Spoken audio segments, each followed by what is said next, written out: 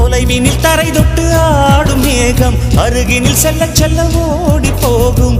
நீயும் மேகம் தானா நெஞ்சை தொட்டு சொல் சொல்.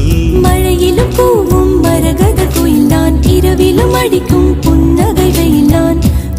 நெஞ்சில் வசிக்கும் இன்னொரு உயிர் நான்.